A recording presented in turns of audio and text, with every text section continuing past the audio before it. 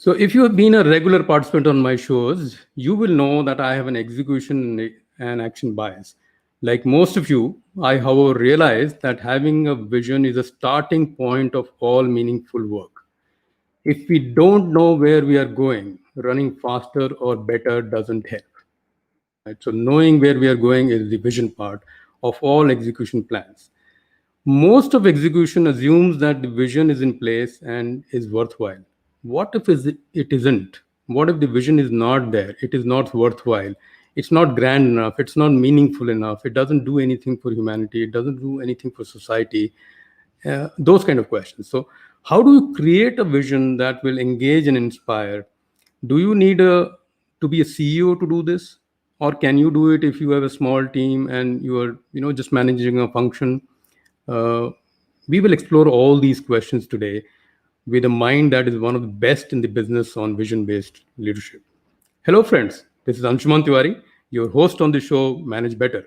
This show is live on LinkedIn Live and YouTube and Twitter today. All archives are available on my website, managebetter.in. Please note that .in, and of course my YouTube channel. Do subscribe to the channel if you like the content, and you will obviously get more content, more alerts or regular alert for the next episodes. Um, as you know, this show is about getting better every day, every month, every year. None of us have a control on where we start in life, but we surely can control the journey of where we are going. How do we improve every day is the theme of this show. For all of us, getting better at what we do is not an option. We have to get better because that's how what life is. And this, as I said, this show I try and bring teachers, coaches, consultants, and authors who deeply connect with this theme of manage better. So today, one such guest, Dr. Oleg Konovalov. Dr. Oleg Konovalov is I will bring him into the stream in a minute, is called the Davinci of visionary leadership. Right? So he's the best of the best in the world today.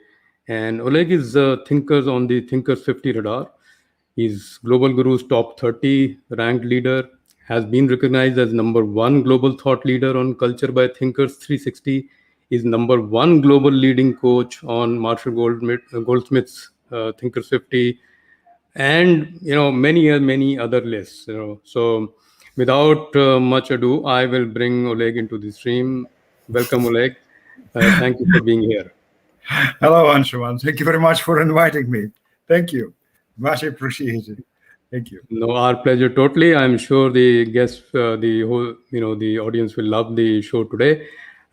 Just to complete Oleg's introduction, also, he's been named as one of the top 10 most inspiring global thought leader by the Excelligent, and many more accolades. I would suggest those who are interested in knowing more about Dr. Oleg to go to his website, olegkonovalov.com. I will share the address during the show as well. So, Dr. Oleg, or Oleg, as you insist, I call you. Over to you for some opening comments, if you have any. A simple comment. We are obliged to make our lives meaningful. We are brought into this world, which is pretty meaningless. And no one could make it for us meaningful. It's our obligation to live in happy families, to run meaningful businesses. We often consider it as some kind of a gift. It's not a gift. It's a focused thinking about the future. It's nothing about, I might be lucky or something would happen. I would wait for that miracle. No, we are creators of that miracle. The way we think, the way we act defines how we would live tomorrow. And it's nothing restricts us. It's about us defining how the future would look like. It's about us creating value for others and creating those multidimensional spaces that will be better than today. There is a common belief. Vision is a gift. Vision is our aspiration for the future that we strive to make a reality today. So it's nothing like being gifted for aspirations. I noticed when I work with my clients or participants on my course, one of the first questions I'm always asking, what were your aspirations like 3 years ago, 2 years ago, 1 year ago, now? We tend to ignore them. We tend to believe that we are too adults, we are too serious, we are not supposed to dream. We are not supposed to dream in real terms. We are the killers of own visions. And that's the trouble. Instead of being inspiring for others, we're saying, no, I wouldn't do it. That makes a whole lot of difference. Are you prepared to live in the past, which is not usually very good, instead of creating something brilliant for tomorrow? That's very different. So everything we have for the future, we already have it. We have it in our minds, we have it in our hands, and this is about how we think. Vision is our way of thinking that would define our happiness, satisfaction, and even evolution. And that is the greatest legacy that we could leave for the next generation, because we will help them to live their life in a meaningful way. That is what I want to say. Yeah, I think that's an awesome start to the session, because, like you said, getting better is not a choice. It's not an option. We have to get better for the sake of our own generation, for larger humanity.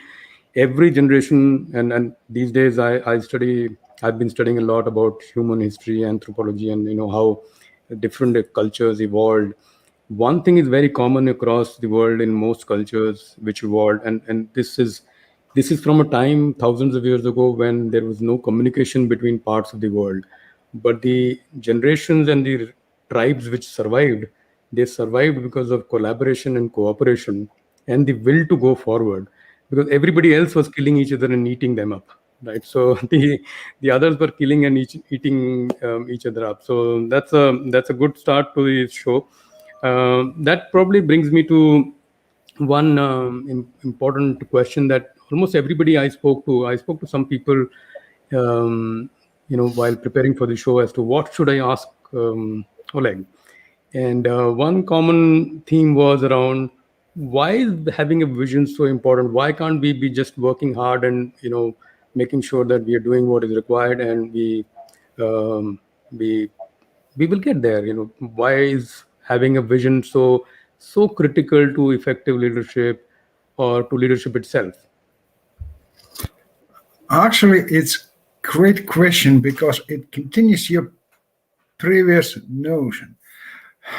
Vision is not a choice. Vision is a decision to live differently. Even as you mentioned those historical pivots, they all came up as a result of firm decisions to do something or live differently. But yes, that is very important when we understand why vision is important. There are 6 reasons. First, vision defines our highest purpose. So we know where we go, where we fully focus ourselves, where we fully commit ourselves. Vision defines our why. Why I wake up in the morning to do something, why I'm going to office, why, in fact, what I do for people.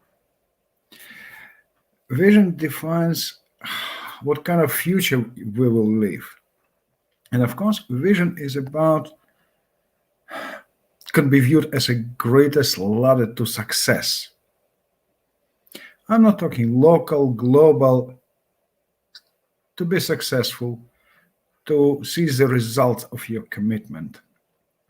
Vision is very important if you want to break out of negativity or from non-satisfactory present.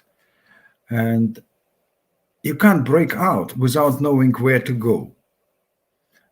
Otherwise, you will be getting from one trap to another trap. And of course, vision is a huge magnet for people. It's a huge uniting force. But I would add one more thing. Vision defines your lifestyle in a way how you think, how you act. So you're not acting snobby, you're acting beyond yourself. And this is quite important. When you start realizing the importance of vision, you would realize that, okay, vision is the second most critical asset after the life itself. Life is our greatest asset, but vision is our second asset. And I'm always asking, would you fight for that second asset, or the second most important asset, as for your life? Of course. And that is as simple. This is where, it's not only direction, it's the whole range of things, like being meaningful, living meaningfully, living to the best of your abilities, create something for others. And that is something you would really feel committed. And when you see the results of it, you are really, truly satisfied. Therefore, vision is critical. I talked about the importance of vision to 19 brilliant visionaries across the globe. Marshall Goldsmith is famous. He is the father of executive coaching. David Katz, Gary Ridge, Amit Kapoor, people from India to Canada, from US to Arab Emirates, from different countries.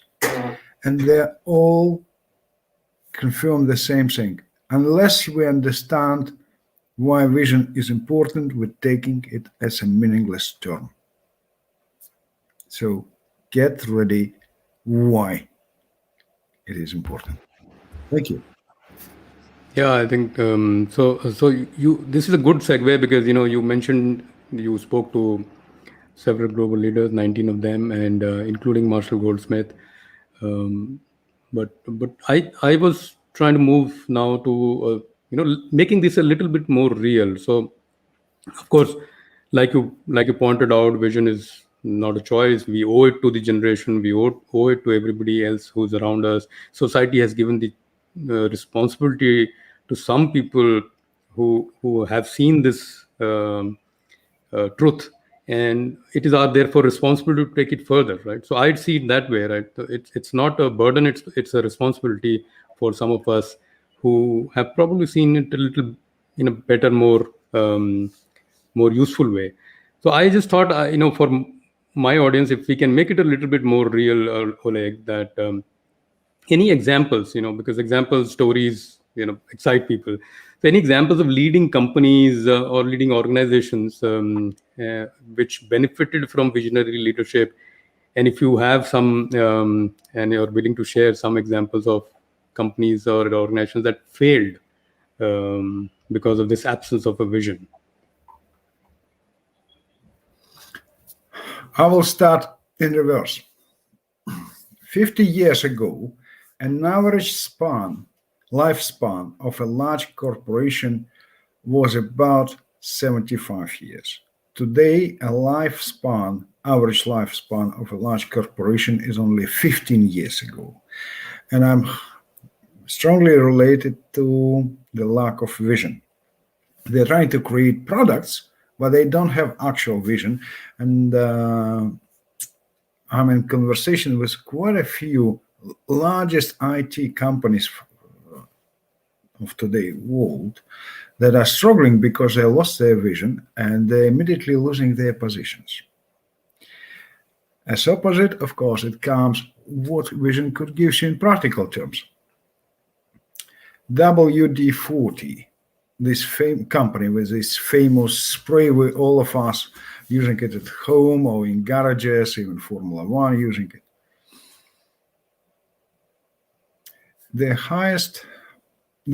Almost a mono product, WD-40. The company is capitalized at $2.7 billion. People from all over the world supporting it. It's exported into 176 countries. And this company has the highest employee engagement rate, 96%. This is highest in the world. So people are really happy to work at this company, which is big company. It's about vision. India. I'm really delighted and honored to collaborate with Professor Amit Kapoor. He is the founder and chairman of Institute for Competitiveness of India. He takes care of geo-economical development of India. So his aims are even beyond today. It's about how to make India really flourishing. And they're quite successful at the initiatives because they do everything not for themselves, but for people. And of course, they are getting a lot of support. Plastic Bank. It's a fantastic social enterprise that takes care of cleaning the world ocean from the plastic waste, at the same time helping people to get out of poverty. People collecting plastic. Plastic Bank buys it as for electronic money. They're paying for food, schooling, shelter, healthcare, Wi-Fi, for everything. And they're helping thousands and thousands and thousands of people to live better every day and the ocean to become cleaner. So we could, of course, we know cases or examples of Tesla or SpaceX, but there are a lot of companies around us that really meaningful, that really live by their vision. And they are really, really becoming like lighthouses for all of us. And that is so exciting, I will tell you, between us, to talk with these people, because you get inspired in a matter of minutes, because it's so powerful. It really gets everything around them. That's phenomenal. Thank you. Yeah, I think that's some unusual examples, and this is something that I would like to highlight to my audience as well, that vision is not just about that shiny next phone that we all want. There is a lot more to this world that needs to be done. Like cleaning the oceans. Helping other people. If we can't, helping other people alleviate, reduce poverty across the world. So there is a lot more about vision than running your company or running your department, and we all can make a difference. And that's the reason why I thought Dr. Oleg Konovalov will be a awesome speaker on the show, because I do want to expand this topic, that it is not just about what we do at work and what we do to make a living. There is a lot more than that in the world. You see, we could look from a very simple perspective. Vision comes when your conscious awareness of a problem you want to solve for the benefit of others reaches its peak. If we think about living in a happy family, it's not thinking about me, it's about thinking about my partner. How she would live. Would she be happy? And so supporting each other, caring of each other, growing together. When we talk about business, in terms of how your business is meaningful, what kind of a problem do you want really to solve for the benefit of your customers? It's nothing about your bottom line. It's about people being satisfied. If they're satisfied, you will be well off, because there will be happy customers paying money for your service or for your product or whatever you do. That's quite important, to go beyond yourself for the benefit of others. Yeah, and there's nobody else in the world today who can put this better than you can. So I definitely relate with this aspect of going beyond, right? And there's no greater joy in this world if we can help somebody else in a small way, in a more bigger way, whatever way. Look, it's nothing about talking, oh, I will take my last short and I'll give it to others. No, it's about true altruistic with a benefit for others. But it's nothing about I want to be millionaire or billionaire, because who would support you? Who would care about your personal things? But if you would say, hey guys, I want all of us to be better, then you will get support. Then you will have resources. Those resources will come to you. You clearly know what you need. It's nothing to be, I want to be better than everyone else. No, I want all of us to be better. I have a group of clients and people who are trained, and we have a simple principle. We're here to reveal the greatness of each other. So it's nothing about who is better. It's about all of us being better. Yeah, that's really well said. If all of us get better, then we also raise the average level of all of us together. So Yeah. yeah, that actually brings me. You spoke a little bit about your book briefly when you mentioned that you spoke to 19 global leaders. So let's do that a little bit. Yeah, that's the book. So for The vision this group. is yeah. And this is already doing really really well across the world, also in India now. And of course I tried the Kindle version, and available across Amazon and other bookstores as well. But the question I wanted to present to you, Oleg, is more about why did this book happen and how did it happen, is more important. So I'm more interested actually in the why, because the how is probably easier to understand, and I'm sure you will speak about it, but the why and how. So tell us a bit more about the book and why and how did it happen, and then let's hear from the horse's mouth. Thank you. This book started with me asking myself ages ago, more than 20 years ago. I have started asking myself, why do I live? And where do I go? And what I do at this world. I was looking for these answers and realized, okay, it's about vision, what I would do in this life. And then it's what immediately struck me. We know nothing about vision. We are talking about mission statements. We talk about goals. We can't even articulate what vision is in a clear sense. And so it was impossible to find any information how to apply it, how to create it. So it was nothing about it. And then I decided, okay, I will take a bold bet. I will research it. I decided for myself, it wasn't a choice, it was a decision, that I will go beyond myself and I will try to find what vision is, what's nature of it, and how to present vision as a practical business tool. And I did it. Because when you know that you're creating something important for the future will help you to find the answers. So I was looking for something important for our future, and the future probably helped me.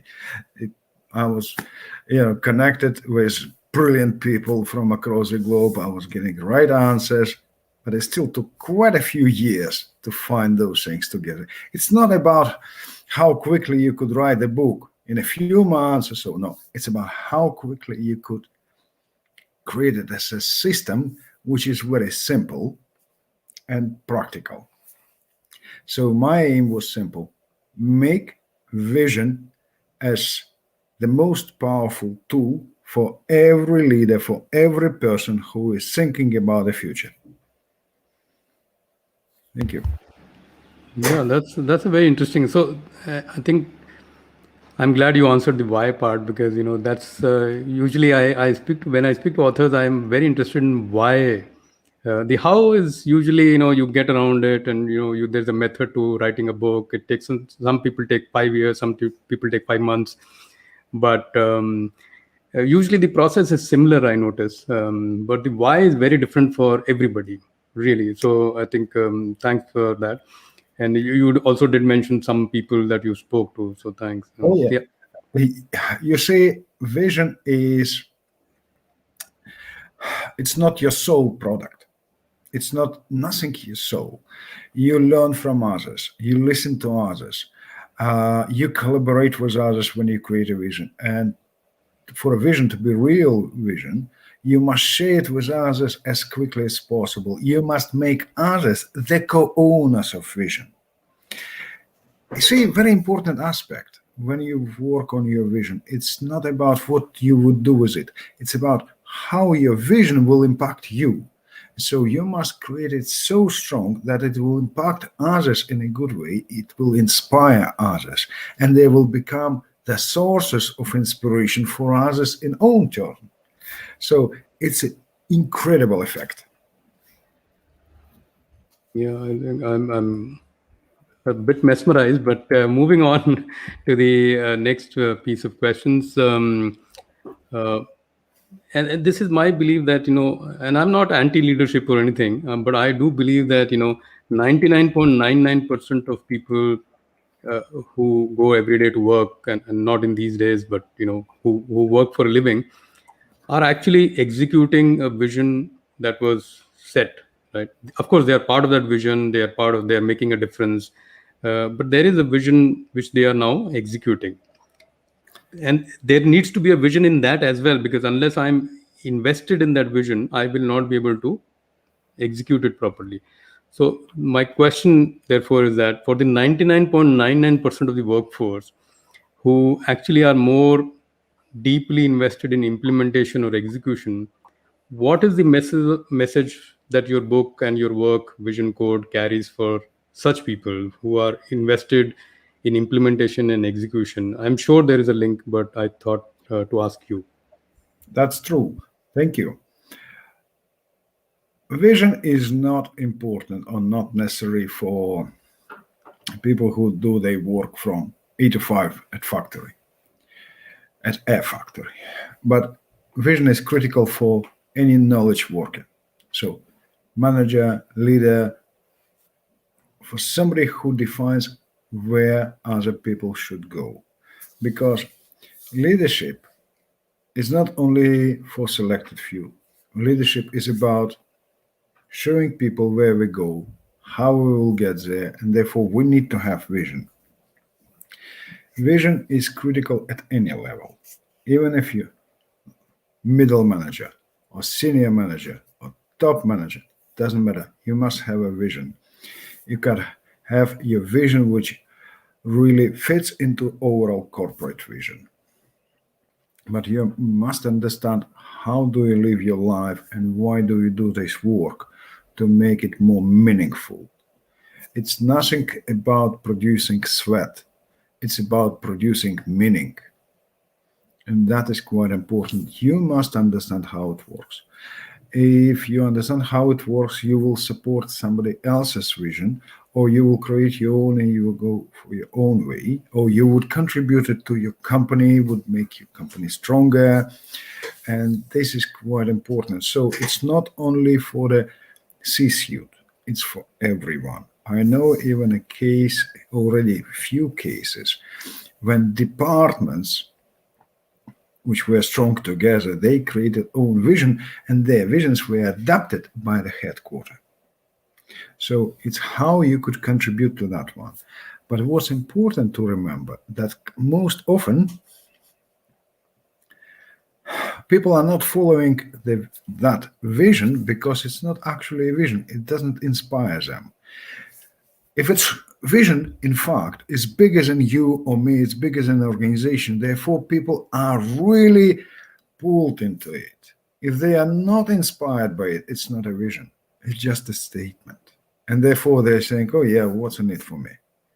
Why I should commit myself? And therefore, it must be revised before we talk why people are not buying it. Thank you. Yeah, I think I like the part that vision. The otherwise it's a statement. If people don't relate and don't get inspired, and inspired and engaged is a word I often use, because if people don't believe, people are not inspired by the vision, they are not engaged, they are not giving what they can.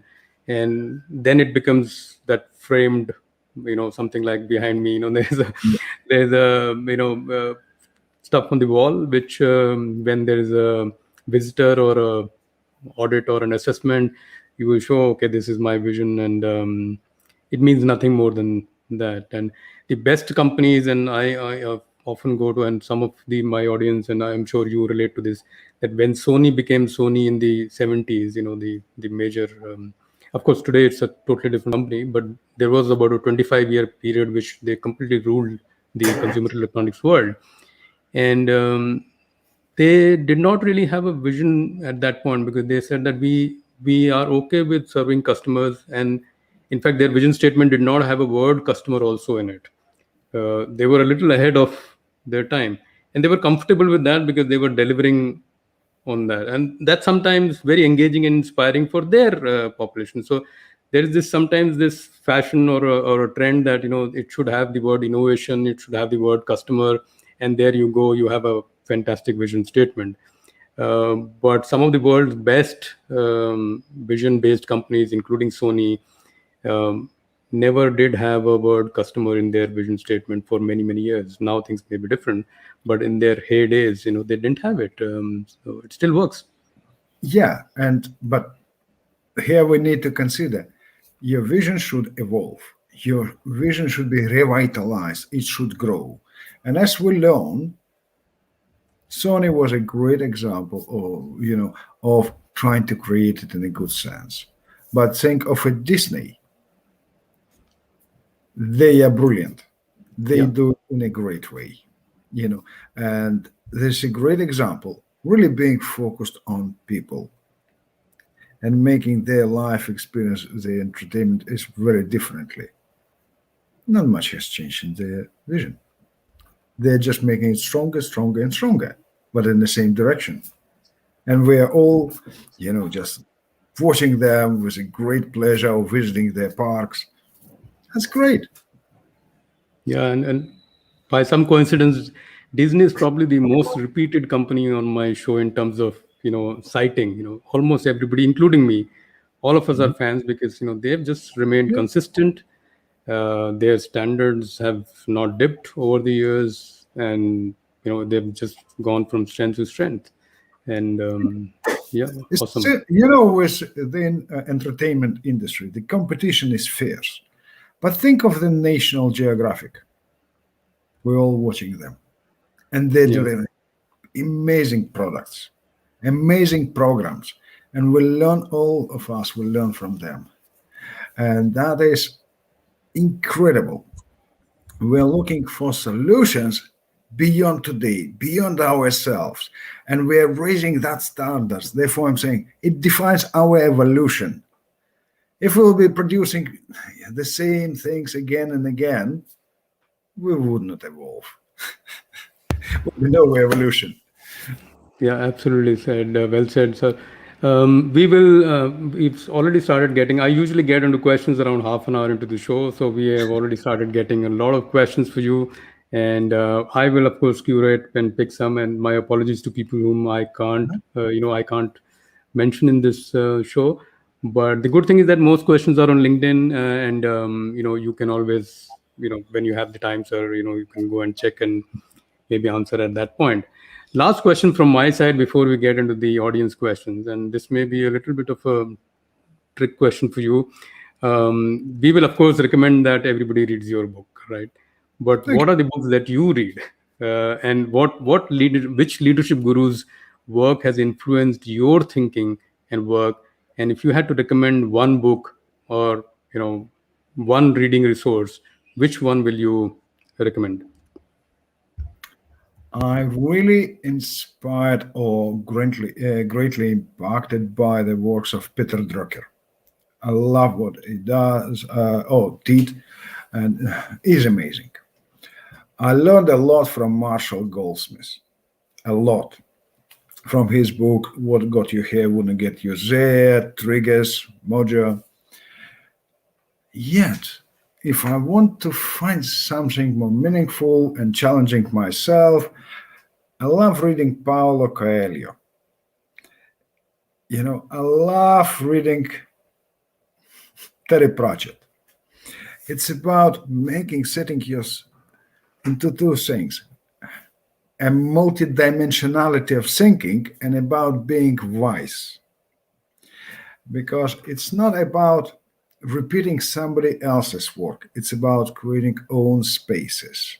And that's important for you to be really inspired, really wise, and really brave to break into new areas.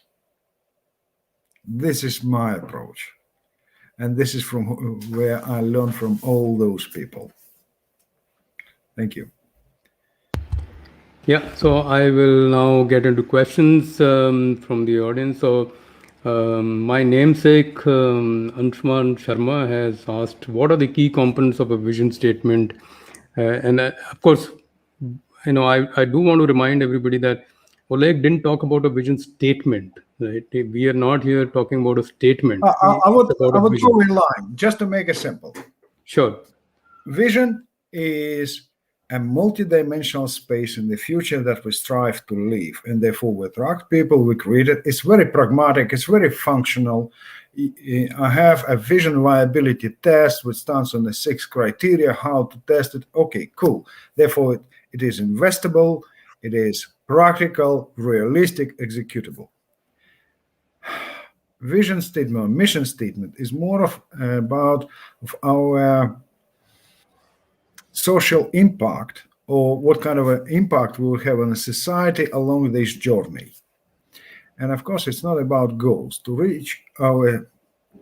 achieve a vision, we must reach certain or a number of different goals, which are finite. I completed something, we reached that level of technology, we're moving to the next level of technology. So we're resetting our goals, but the vision is still there. And therefore, it is important to consider those 6 elements. Why vision we could see as pragmatic. First one is stimulus. What's in it for people? Because it's about leadership. I'm acting for people, I'm acting with people and for their needs. So, in fact, what is the value for people in your vision? It's about scale, how it will grow, not because of artificial expansion. It's about where and how you will be adding value again and again and again for your vision to grow. It's about spotlight. Spotlight, it's our responsibility. We're all putting our skin into the game, because if we have a vision, we're responsible because we're impacting people's life. It's about scanning. I must be relevant. How your approach and what do you want to solve is relevant to now and to the future. So you must be grounded. And of course, it's about simplicity, because vision is an elegant thinking about complicated things. If it's not simple, people wouldn't buy it, they wouldn't understand it. We all of us tend to ignore complicated things. If I see a complicated app, I wouldn't touch it. And of course, it's about excitement and passion, because it's about touching people's hearts. It's about not just knocking their minds, it's about opening hearts. And this is where if it's really strong vision, we all of us will become multipliers of that passion. So if you go through these 6 elements, and there are certain questions in my book about this, we could see that difference, because none of those mission statements will pass that test. Yeah, I think so. There you go. To the people, and there were 2, 3 such similar questions. So I tried to club everything into one. And there is Endile Kwakweni. Sorry if I mispronounce your name. He also asked a similar question, and there is another set of questions which I am trying to bring together in this one from Margaret. Seems to be a fan of yours, Dr. Oleg. This is my question for you. If you had the passion to create something from childhood, what is the reason it's left behind to simmer back in your mind for so many years? I think this might be true for almost everybody. A lot of us have some passion from childhood about something, which is a vision, a sort of a vision, but it gets left behind. Any thoughts on that? From my childhood, I was very keen to explore something. And of course, at the later stage, it's I got into area of exploring a new terrains and new fields in leadership, for instance, or in leadership thinking. At a certain point, we're killing that child within us. We're thinking, no, we're too serious, we're too adults. No, it shouldn't be good, Or I should care of immediate things like food, shelter, and things like that. But those who are able to preserve that child within own self would become a visionary a bit quicker. But it's still possible to do. That's quite important. Another thing is, every generation insists on kids to repeat their own mistakes. Like parents saying to kids, oh, you shouldn't do it. You should behave differently. Then those kids will insist to their kids behave that way instead of inspiring. So we are the killers of the dreams of our kids as well. Yeah, very profound. Margaret, I hope you had some pointers to the question you had asked. And moving on, very interesting question. It's on the screen as well. Oleg Bakari Abu Bakr from Africa. He very keenly follows this show. Can we get a listing of books that Oleg gets his multi-dimensional thinking from? So obviously, he's a fan. And so, any response to this or anything that maybe you could write a blog or something with the books? I probably need to write about it because the list would be quite long, very long, and quite surprising because it could be something very classical to something very strange. But also, I'm learning a lot from nature. I love go fishing somewhere in Arctic. I lived half of my life in Arctic, and when you go on your own fishing, you becoming a part of that nature, and nature is the greatest teacher. You learn from nature, you watch it, and of course, I believe people must be book-wise, learning from the lessons of others. Streetwise, not only in terms how to fight on the streets or be quick on your run, no, but how to meet people and learn from people, listen to them. And of course, we must be nature-wise, because nature is the wisest thing on the earth, and we should learn from it. So there you it's go. Far beyond the books. Bakari, there's your answer. One question from... I'm just trying to cover different questions so that we can... Mihail from Bulgaria, he wants to know, can you name one fatal mistake that is most commonly seen in various vision statements or, code that you see? Great question. It's about proclaiming your ego. We want to be the best company in the world. You can't be the best. You can't be the most valuable for your customers or for your employees. Then you will get result. But being number one in something, we want to be the wealthiest company, or we want to be highest in turnover company, we want to be a company of $1 billion company, that's something that people immediately saying goodbye. I'm not interested because it's nothing for me in it. There you go, Mihail. I almost expected this answer, but great question. Like Viren Shukla, a professor with leading management institutes in India, he wants to know, how do we facilitate common people creating a vision for themselves and live meaningfully? I think this is very common for all of us attending the show, is that like I said, not all of us can claim to be in that 0.01%, right? So we are living the 99.99% life. And like Professor Shukla says, it's about great communication. If you have a strong vision, it must be communicated even stronger. You must talk to people, not send them emails, which is good, but you still need to talk to people. You, as I mentioned, you must make people realize that they are co-owners of vision. They must be able to contribute to it in one way or another. And what is more important, they must see that they will get the rewards of it. They will benefit from that vision.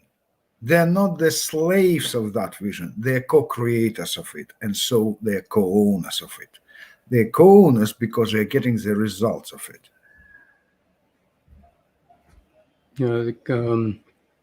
Just scanning the questions. Just almost, we planned 45 minutes and we are almost there. Mihail says thank you. I just want to call out Madhu Madhavan. He's CEO of and major entrepreneur in India with multiple companies in this space. He's been putting a summary of the session in comments, right? So later on, I would recommend all of us on the show to also check the summary that Madhu has been putting up. One last question, hopefully, from Sridhar. Founder of an organization will have a vision for his or her venture. I am adding her because I think it is time that we recognize that half the world is or the women who not only run our many houses but our lives, and now even large companies. How do we get the people who are working for that venture to align to this vision? Partly this was answered, Sridhar. So I will, but I will let Oleg summarize. And your next question is: should I change my vision if it is not inspiring others? Yes. Up to you. It's, I would say, not change, but edit, make some additions. Because, as I mentioned, for instance, you have 6 elements. Okay, vision viability test. It doesn't mean that everything is so bad. It's about editing it, twisting in it in terms of making your vision really compelling. And so you're saying, okay, what is missing in this element, in these 6 elements, that stops people getting inspired? It's about revising it and editing in terms of making it stronger.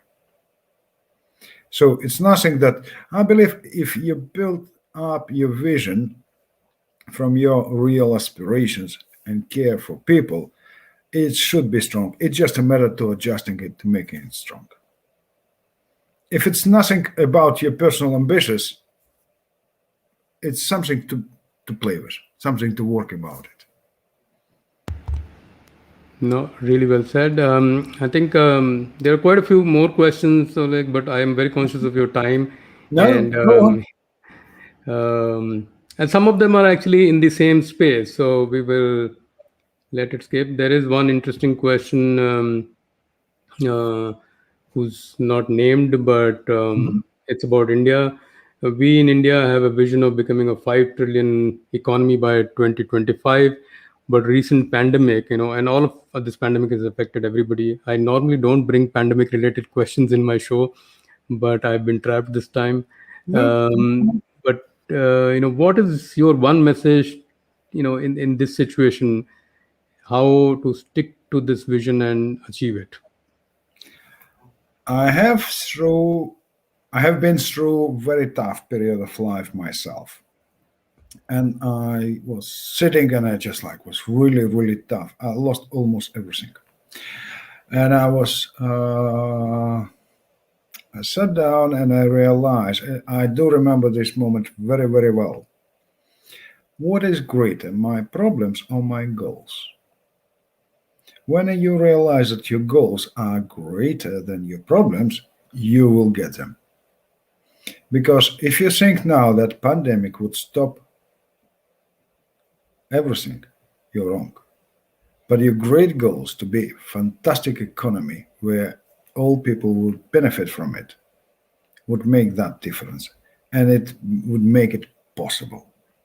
So vision is not, or being a visionary is not about looking for problems and talking about problems all the time. It's about looking for solutions and talk solutions. Very profound. I think all of us have our own problems in our own ways, and so do countries, right? So some are greater problems, and those who haven't read the book Man's Search for Meaning by Viktor Frankl, Yeah, that is the most amazing book about how you can be through the worst in the life and yeah, still come out and live a life which helped others. His all life, rest of his life after the concentration camps, was yeah, dedicated to helping everybody else, and I am always reminded of um, his message, his search for meaning. And yeah. that's pretty much what you said, doctor. So that, I think, is bringing our show to an end. And I, there are a lot of thanks pouring in, but I would rather bring the session to an end. Quite a few questions still coming in, but like I said, most of them are on LinkedIn, and you and I will have the opportunity to go back and respond to And them. yeah. So, thank you once again, Doctor, Thank you. for this wonderful session. Namaste, and I think this has been a masterclass for me as well. And like I say, and during the pre-show, we were chatting around and said, I am the luckiest one in this all conversation because I'm learning the most. And thank you for being a wonderful teacher. I just wanted to remind everybody on the show that please check Dr. Konovalov's website. I've put the address on the screen, and you will get more information on the books and workshops. He also conducts workshops and teaching sessions for people across the globe, and they are continuing in these times as well. So online is a great leveler in that sense. You could be anywhere. You don't need him in person to be in the room. So many such resources available. So please check that out. And thank you once again to the audience for attending today. Like I do, I always end the show with the announcement for the next show. And the next show is with somebody who is probably the reason I started this series. Right, my guru and mentor, Dr. Suresh Lula. I've finally been able to convince him. He thinks now I'm worthy of his time, and I will have him on the show on 8th of May, 11 a.m. He's the doyen of quality in India, and carrying forward the legacy of Juran and Deming forward. So 11 a.m. Indian Standard Time, 8th May. I will, of course, keep all of you informed. I will also be joined as a co-host by Balaji Reddy, who's the founder of Deming Foundation of India. So looking forward to a great show. From one great show to another. Once again, Dr. Konovalov, thank you once again, and to all my audience. Till the next time, manage better. Bye bye. Bye bye. Thank you.